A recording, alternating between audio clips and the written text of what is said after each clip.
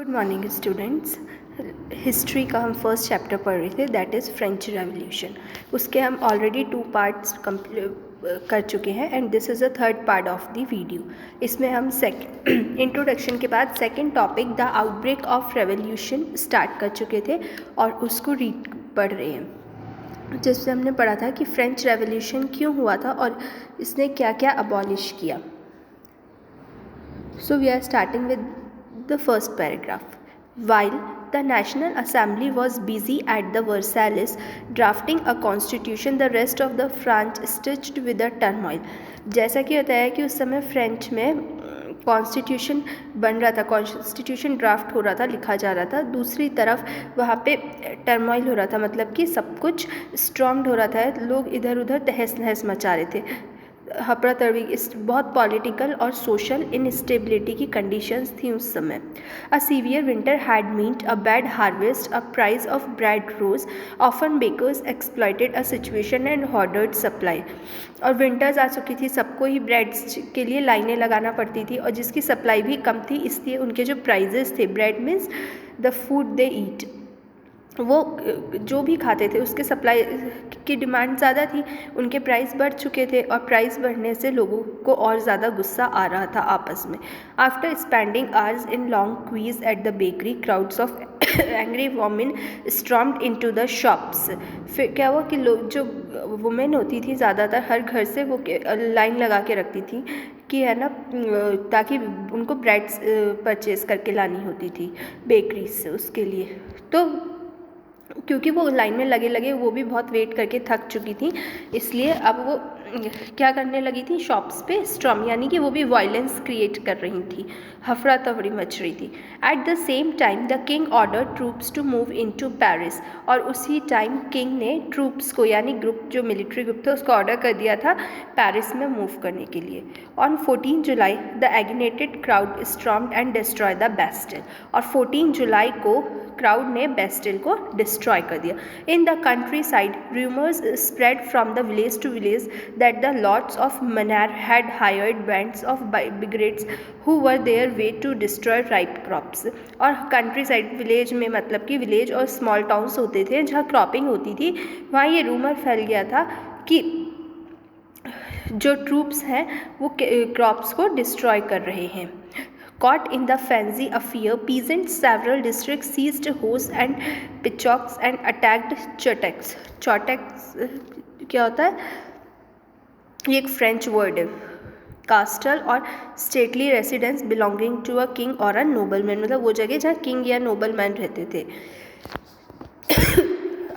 Looted hoard grain and burn down documents containing records of memorial dues, और उन लोगों ने जो मेमोरियल रिकॉर्ड्स, मतलब कि जो डॉक्यूमेंट्स रखे होते थे, इंपॉर्टेंट डॉक्यूमेंट्स को भी डिस्ट्रॉय कर दिया, होर्डेड कर दिया, फाड़ दिया। A large number of nobles fled from their homes, many of them migrating to neighbour countries. और इस क्योंकि सब कुछ कंडीशंस अनस्टेबल थी, इसलिए लोग, जो नोबल फैमिली के लोग थे, वो भी माइग्रेट करने लगे थे दूसरी कंट्रीज़ में। Faced with the power of rebellion subjects, Louis XVI finally accorded recognition to the National Assembly and accepted the principle that his power would from now be checked by the Constitution. और अब जो rules थे Louis 16 का, finally ये हो गया था कि जो भी पावर्स होंगी किंग के पास, वो सब कॉन्स्टिट्यूशन में और ग्रुप के असेंबली के द्वारा चेक की जाएंगी। On the night of 4 August 1789 the assembly pass the decree abolishing the federal system of obligation and taxes, और फिर वहाँ पूरा एक फॉर्मल सिस्टम रेडी करा गया था टैक्सेस के लिए। अब पहले के जैसा जो 3 स्टेट्स में टैक्सेस था, उसको चेंज करने की कोशिश की जा रही थी। Members of the clergy too were force to give their privileges, और जो क्लर्जी मेंबर थे, मतलब जो फर्स्ट स्टेट के और सेकंड स्टेट के मेंबर्स होते थे, उनको भी टैक्स पे करने के लिए कहा जा रहा था, और उनकी जो भी प्रिविलेजेस होती थी, वो लाइक चर्च की लैंड और जो भी थी, वो गवर्नमेंट को दे दी गई थी। Threats were abolished and lands owned by the church were confess, मतलब चर्च जो एज ए थिट्स, जो चर्च टैक्स देता था, उसकी अब लैंड भी गवर्नमेंट के पास रह गई थी। तो इसलिए गवर्नमेंट को बहुत डॉलर्स का फ़ायदा हुआ था, बेनिफिट हुआ था। As a result the government acquired assets worth at least 10 billion livre, the 2 billion livres कब फ़ायदा हुआ था गवर्नमेंट को? France become a constitutional monarchy. French becomes a constitutional monarchy मतलब अब मोनार्ची सिस्टम्स में क्या क्या नया सिस्टम्स जो थे वहाँ पे स्टार्ट हुए थे। The National Assembly completed the draft of the constitution in 1791। कब हुआ था कॉन्स्टिट्यूशन ड्राफ्ट? 1791 में। Its main object was to limit the powers of the monarch. किस लिए हुआ था? क्योंकि इसका मेन एम ये था कि जो मोनार्ची फॉर्म ऑफ गवर्नमेंट होती है जिसमें किंग या क्वीन जो होता है पूरे कंट्री के लिए डिसीजन लेता है, तो किसी एक का डिसीजन नहीं रहे ताकि सब लोगों के साथ इक्वल अपॉर्चुनिटी मिल सके और उनकी पसंद का काम हो सके, इसलिए कॉन्स्टिट्यूशन फ्रेम करा गया था। These powers instead of being concentrated in the hands of one person were now separated and assigned to different institute. तो अब जो भी पावर थी, जो भी काम था, वो एक पर्सन के पास नहीं, डिफरेंट लोगों के पास बट गया था पार्ट्स में। The legislature, executive and judiciary किन के बीच में डिस्ट्रीब्यूट हुआ था? लेजिस्लेचर, एग्जीक्यूटिव और जुडिशरी के बीच में। This made France a constitutional monarchy. इसलिए फ्रांस को क्या क्या हो जाता है? Constitutional monarchy. मोनार्ची तो है बट वहाँ कॉन्स्टिट्यूशन को भी फॉलो किया जाता है। तो हम इस डायग्राम के थ्रू, फ्लो डायग्राम के थ्रू देख सकते हैं कि कैसे थ्री वर्क्स करते हैं। लेजिस्लेटिव जो नेशनल असेंबली होती है कैसे बनती है? जो वोट करके इलेक्टर्स होते हैं, पहले लोग एक ग्रुप ऑफ पीपल होते हैं, सारे सिटीजन्स होते हैं कंट्री के, एक ग्रुप ऑफ पीपल को बनाते हैं। फिर वो जो रिप्रेजेंटेटिव्स होते हैं वो अपनी नेशनल असेंबली को इलेक्ट करते हैं। एग्जीक्यूटिव में किंग होते हैं और कुछ मिनिस्टर्स होते हैं। मिनिस्टर्स और किंग किसके लिए वर्क करेंगे? National assembly. ये लोग रूल्स पास करते हैं। जुडिशरी का क्या काम होता है? उसको फॉलो करवाना, कि लोग फॉलो करेंगे, वो जजमेंट करेगी और उसको फिर पूरे लोग फॉलो करेंगे और कंट्री में उसको स्प्रेड किया जाएगा। The constitution of 1791 vested the power to make the laws in the National Assembly. 1791 में ये पावर्स जो थी सबके बीच में डिस्ट्रीब्यूट हुई थी। ये लॉ बनाया गया था कि national assembly which was indirectly elected होगी, मतलब उसको लोग इलेक्ट नहीं करते थे, जो रिप्रेजेंटेटिव्स होते थे वो। That is citizens voted a group of electors who in turn close the assembly. मतलब यही कि जो सिटीजन्स होते हैं कंट्री के, वो एक ग्रुप ऑफ पीपल को, रिप्रेजेंटेटिव्स को इलेक्ट करते थे और वो रिप्रेजेंटेटिव्स एक नेशनल असेंबली जो उनके भी प्रिंसिपल्स होते थे उनको इलेक्ट करते थे। Not all citizens however had the right to vote. हर सिटीज़न को बट राइट टू वोट नहीं होता था। Only man above 25 years of age who paid taxes equal to or at least 3 days of labor's wage were given the status of active citizen, that is they were entitled to vote। केवल उन्हीं लोगों को, specially only for man vote देते थे, और वो भी जो 25 ईयर एज के अबव होंगे, और वो लोग जो टैक्सेस देते हैं या फिर जो अपनी 3 डेज़ की इनकम, वेजेस, जो भी उनका काम कर रहे हैं और मनी आ रहा है इकोनॉमिकली, जो भी वेज उनकी है वो देंगे 3 डेज़ की, और जिन्हें ये एक्टिव सिटीज़न का स्टेटस मिलेगा कि वो फ्रांस के सिटीज़न है, केवल उन्हीं लोगों को वोट देने के लिए अलाउ होता था। किनको? जो 25 ईयर्स के अबव है, मैन ओनली, और वो जो टैक्स पे कर रहे हैं या फिर अपनी 3 डेज़ का वेजेस दे रहे हैं। The remaining man and all women were classed as passive citizens. और बाकी सब मैन और वुमेन क्या थे? Passive citizens. To qualify and elector than a member or the assembly, a man had to belong the highest bracket of taxpayer। किसी को भी अगर ऐसे इलेक्टर या कुछ भी मेंबर असेंबली में आना होता था, उसको हाईएस्ट टैक्स पेयर बनना होता था उससे पहले। The Constitution began with the declaration of the Constitution began with the declaration of the rights of man and citizen।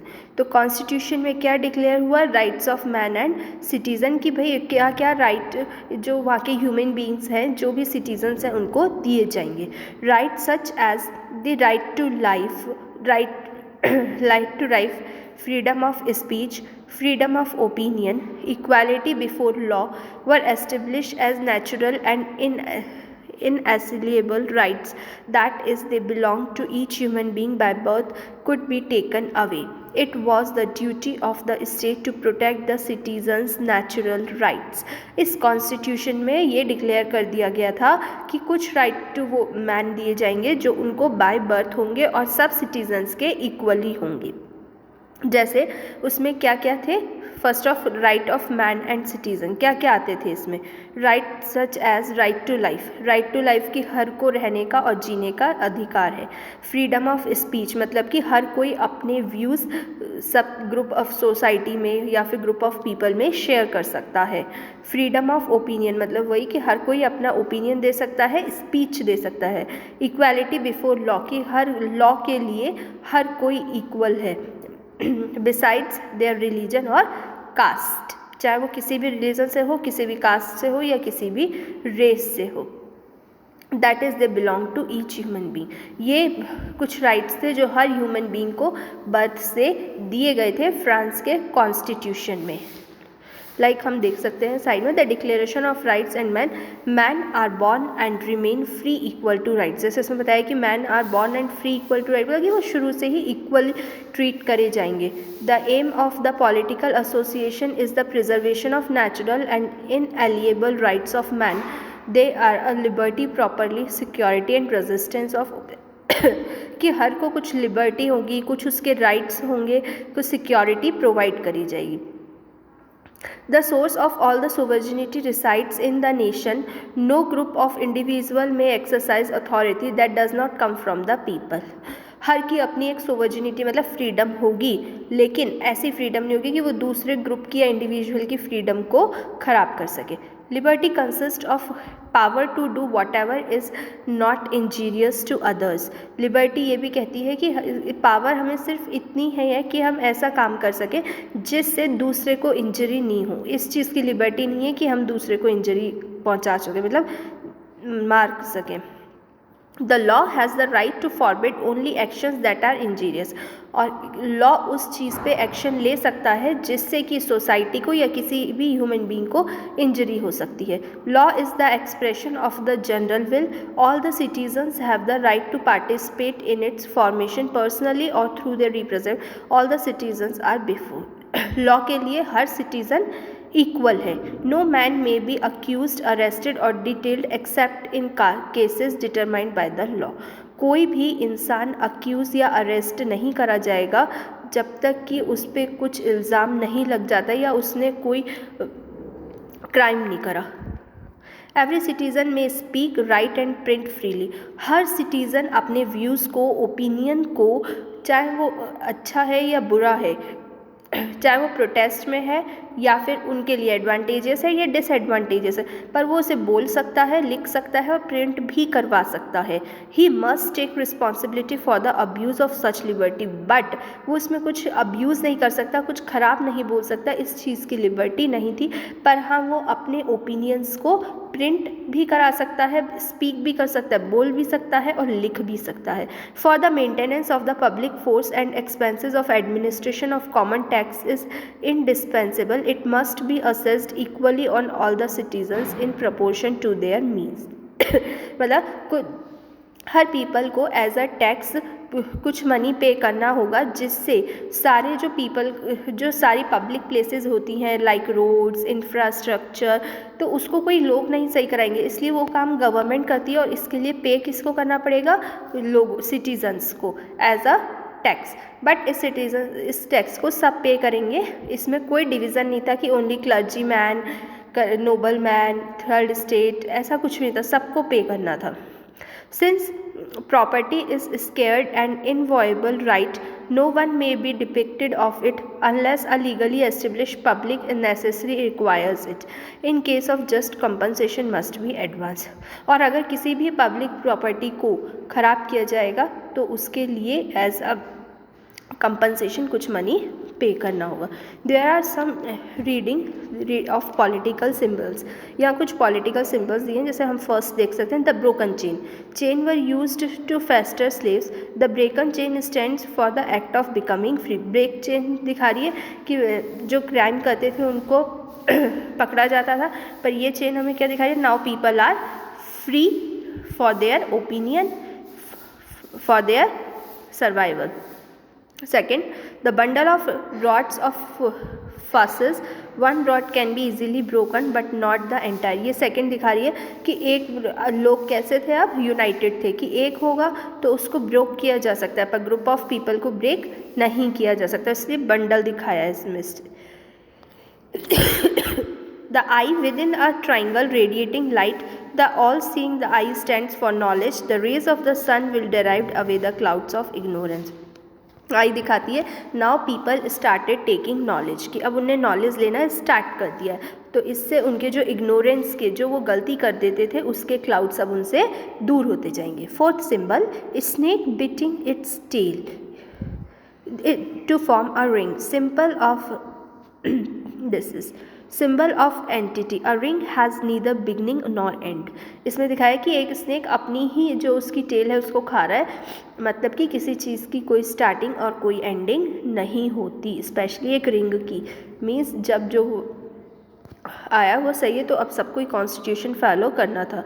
Red Phrygian cap, cap worn by slave upon becoming free, की है कि ये cap कौन पहनते थे, slaves जो होते थे, मतलब जो फर्स्ट स्टेट और सेकंड स्टेट के लिए काम करते थे लेकिन अब वो भी फ्री थे. Blue white red, the national colours of France. The winged woman, personification of the law. Winged woman मतलब now अब there are some laws which everyone has to follow. The law tablet, the law is the same for all and all of equal before. Means this book shows कि हर कोई everyone is equal before the और in front of the law.